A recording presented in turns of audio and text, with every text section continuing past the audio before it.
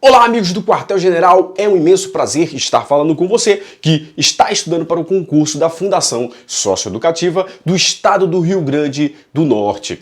Hoje nós vamos estudar a portaria 249, começar a estudar e vamos trazer diversos bizus ferozes aí sobre ela, detalhamento ali, tudo certinho para a gente arrebentar essa prova da fundação. Desde já, se vocês gostam do nosso conteúdo, curtam, comentem, compartilhem. A participação de vocês é realmente muito importante para o crescimento do nosso canal e para que a gente possa, assim, ajudar mais e mais pessoas. Então, vamos lá para o texto da nossa portaria 249. Olha só, nós começamos lá no artigo 1º, vamos caminhar ali ao longo dos artigos e trazendo, filtrando as melhores informações. Olha só, nós temos lá que as ações, a rotina que acontece nas unidades socioeducativas, ela deve obedecer o quê? A um plano de ação. A um plano de ação. Obviamente, esse plano de ação, ele está em consonância com o PPP, né? O Plano Projeto Político-Pedagógico, Projeto Político-Pedagógico e também com o regimento interno daquela unidade, perfeito? Plano de ação traçando as rotinas que acontecem ali em cada uma das unidades, perfeito. Mas pode haver o quê? A necessidade de alteração das atividades. Antes de tudo, essa rotina ela vai ser disposta para quem? Para os agentes, para os gestores, para a equipe técnica, enfim, para os profissionais que atuam naquela unidade, perfeito? E aí o que acontece? Essa rotina ela poderá ser alterada, e essa resposta está lá no artigo 2º, parágrafo único. Ele fala o seguinte, ó, que havendo necessidade de alteração desta rotina, da programação, das atividades, nós deveremos que comunicar a seguinte autoridade. Olha só, tem assim, autorização, precisamos de uma autorização, perfeito? Autorização de quem? Da gerência da unidade. Então, nós devemos comunicar a gerência da unidade e, posteriormente, nós deveremos aqui elaborar um relatório.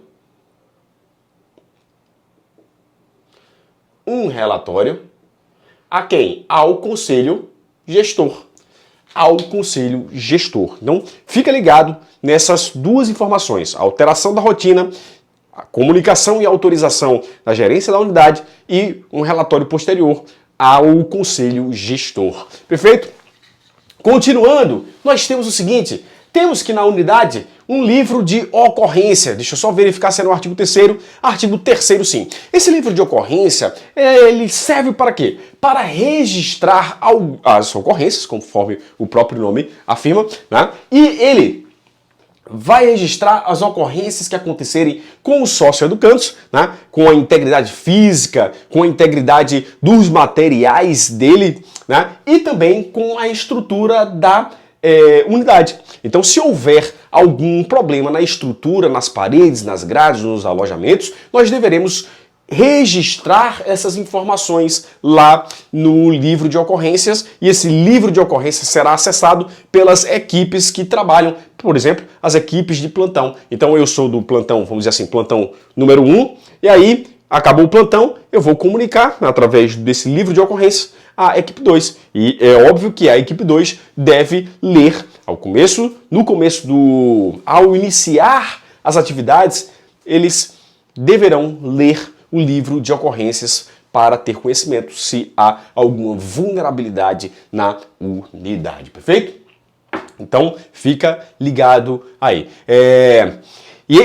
Quem é que vai registrar as informações nesse livro de ocorrência? Nós temos os agentes, nós temos a equipe técnica e nós temos também os gestores da unidade, perfeito? Show de bola?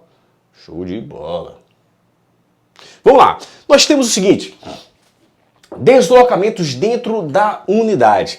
Os deslocamentos dentro da unidade estão previstos lá no artigo 6º. E aí nós temos o seguinte aqui, ó, esses deslocamentos vão acontecer em pequenos grupos. Pequenos grupos, observando o quê? A proporcionalidade. Número de agentes para o número de sócio-educandos. E os sócio-educandos, quando estiverem em deslocamento, eles vão se deslocar, conforme a portaria 249, em fila indiana, para facilitar, por exemplo, estão andando em fila indiana e nas laterais temos os agentes socioeducativos fazendo a segurança, mantendo a disciplina daquela unidade, perfeito?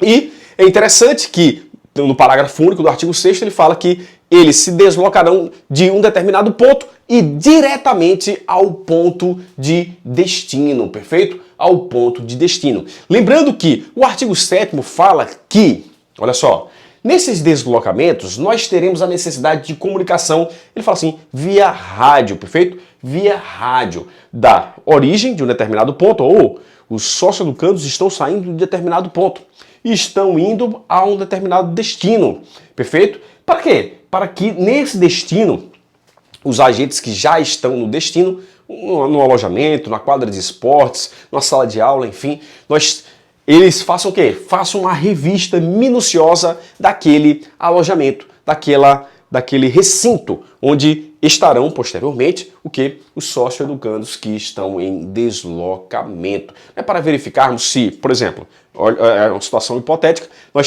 tivemos um pequeno grupo, situação hipotética, tivemos um pequeno grupo que se deslocou para aquela sala. E aí um dos sócio-educandos deixou uma faca lá. Perfeito. Eles saíram, voltaram para o alojamento e um segundo grupo de sócio-educandos foi deslocado.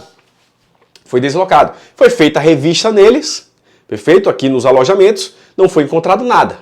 Mas havia a situação de um desses sócio-educandos querer matar o outro aqui, certo? Joãozinho querer matar Pedrinho, perfeito? Então o que acontece? Eles vão se deslocar, certo? E se não fosse feita a revista, haveria uma possibilidade de que Joãozinho matasse Pedrinho, perfeito? Então, por isso que é importante essa comunicação via rádio para que essa revista seja realizada lá no destino, perfeito? Tranquilo? Deixa eu verificar se tem mais alguma coisa. Não temos mais absolutamente nada. Vamos continuar. Nós temos aqui que os agentes socioeducativos lá, eles devem, deixa eu só verificar aqui, devem acompanhar o quê? Todas as atividades internas, ou melhor, as atividades internas. Não vou falar todas não, porque existe uma exceção que nós veremos agora. Olha só, eles devem acompanhar as atividades internas e também as atividades externas. Perfeito, professor. Mas, professor, existe alguma exceção? Existe. Vou colocar, para atividades internas existe uma exceção, para atividades externas existe uma exceção também.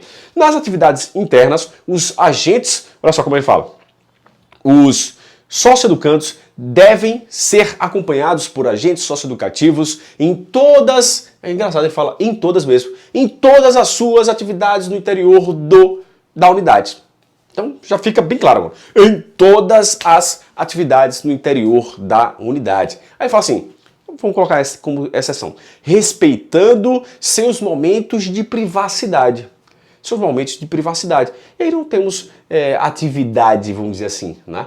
Aí teremos ele num recinto, ali no alojamento, ali preservando a privacidade dele, perfeito? Essa é a primeira exceção.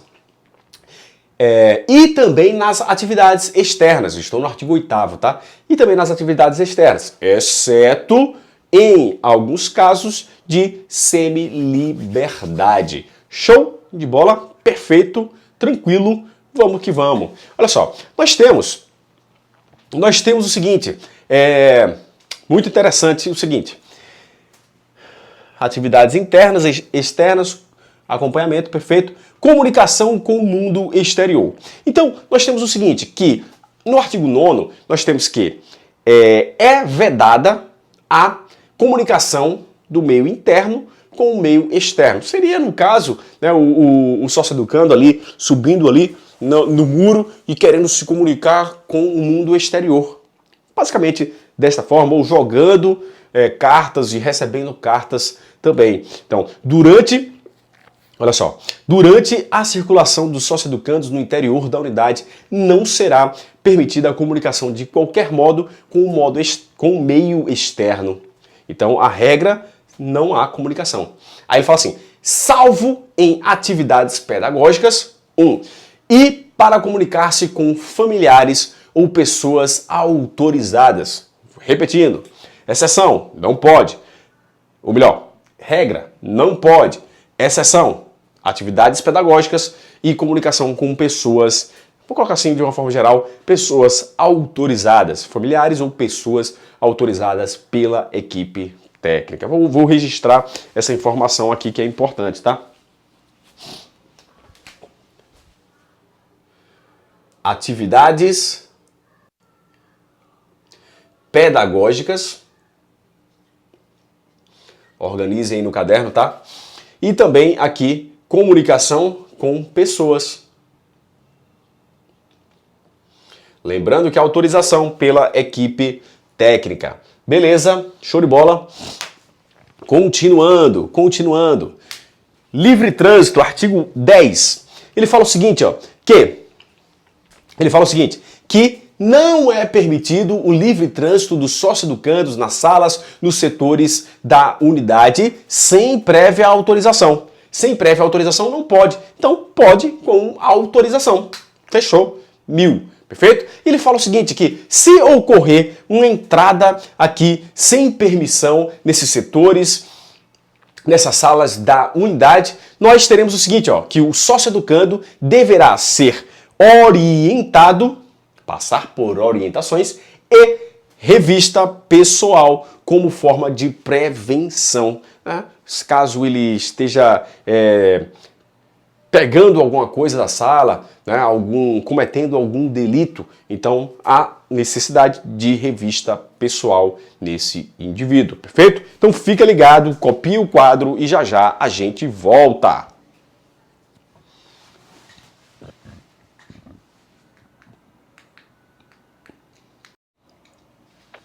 Vamos lá, pessoal. Nós estamos falando aqui agora do registro de entrada e saída. Do registro de entrada e saída. Onde está isso aqui, Vamos lá. Estamos bem aqui, Artigo 11 da nossa Portaria 249. Olha só, nós temos o seguinte, entrada e saída. A entrada e saída sempre acontecerá sempre acontecerá não. Corrige-me. Nem vou cortar. A entrada e saída deve acontecer naqueles horários programados. E, obviamente, devemos ter aqui sob a supervisão dos agentes socioeducativos de plantão. Então, preste atenção. Não é sempre, porque nós teremos aqui casos excepcionais, né? E esse sempre, lá na questãozinha da prova, pode nos complicar. Perfeito? Então, entrada e saída nos horários programados, em regra, né? Sob supervisão. Perfeito. Professor, deixa eu só pegar aqui a caneta. Professor, mas há a possibilidade de, em casos excepcionais, haver essa entrada e saída assim. E essa entrada e saída deverá ser comunicada à gerência da unidade e deverá haver o registro no livro de ocorrências. Então deixa eu só afastar isso aqui. Para a gente ver a informação posterior. Só afastar isso aqui, cortar aqui, beleza. Separando aqui o joio do trigo, beleza? Então nós temos, em casos excepcionais, comunicação à gerência e registro no livro de ocorrências, perfeito? Porque pode acontecer o seguinte, pessoal, pode acontecer de aquele sócio-educando, ele está tramando alguma coisa e aí ele está nessa articulação aí, ele está observando a saída, observando possíveis vulnerabilidades, números de agentes, enfim, para que ele possa fugir, ele e outros. Né? Então, nós devemos registrar para quê? O plantão posterior ele vai verificar. Realmente esse sócio-educando ele está sempre querendo sair, está em determinado horário saindo ali. Então, vamos ficar espertos, beleza? Por isso, o registro lá no livro de ocorrências, ok? Vamos mais. Nós temos o seguinte, que em caso de evasão, onde está esta evasão? Artigo 12, parágrafo 1º, 2º, 3º, ok? Vou falar aqui de forma bem básica para vocês darem uma lida lá. Evasão. Nós deveremos imediatamente, a prova pode colocar um determinado prazo, fique ligado, ó, imediatamente nós deveremos comunicar a gerência da unidade, artigo 12, perfeito? Ó, deve ser comunicado imediatamente à gerência da unidade e a gerência da unidade deverá comunicar o juiz, ao Ministério Público e a central de vagas. Fica ligado? Central de vagas. Então, ele não fala esse prazo aqui, né, de comunicação não, tá? Ele fala que a gerência da unidade deve comunicar, ponto final, ok? Vamos mais. Em caso de apreensão, estamos aí no parágrafo 1º, em caso de apreensão do sócio educando evadido no prazo de 24 horas, ele será encaminhado ao pronto atendimento, olha só que interessante, ao pronto atendimento com comunicação à central de vagas, perfeito?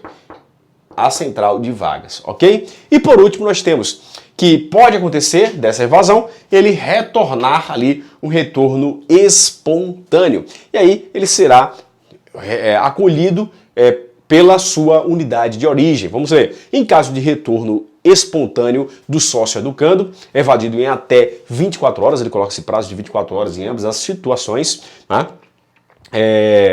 A contar do horário de constatação de sua fuga, na unidade de origem ou de apresentação, olha só que interessante, na unidade de origem ou de apresentação, será ele acolhido nos termos da portaria citada no parágrafo anterior. Então, muito interessante, né? Ele retorno espontâneo, ele pode ser tanto acolhido na sua unidade de origem como em outra unidade de comparecimento, né? Vamos supor, ele está em Natal, e aí ele, essa evasão, ele vai lá para Mossoró. Ele fala, me arrependi, caramba, não vou fazer isso mais não. Eu vou cumprir toda a medida socioeducativa. Vou me apresentar à unidade de Mossoró. E aí ele será acolhido nela e aí, posteriormente, teremos os trâmites ali para as providências cabíveis, perfeito? Em cada um dos casos. Então, fica ligado aqui. Temos o prazo de 24 horas aparecendo aqui. Dê uma lida com mais atenção, perfeito? Copia o quadro, pessoal. Copia o quadro. Muitas dicas importantes para você, para a sua prova, para arrebentarmos a prova, ok? Se você gosta, curta, comente e compartilhe com todos os seus amigos, pois essas informações são para vocês e espero que vocês nos ajudem também a ajudar mais e mais pessoas a crescerem, beleza? Muito obrigado mais uma vez e até a próxima.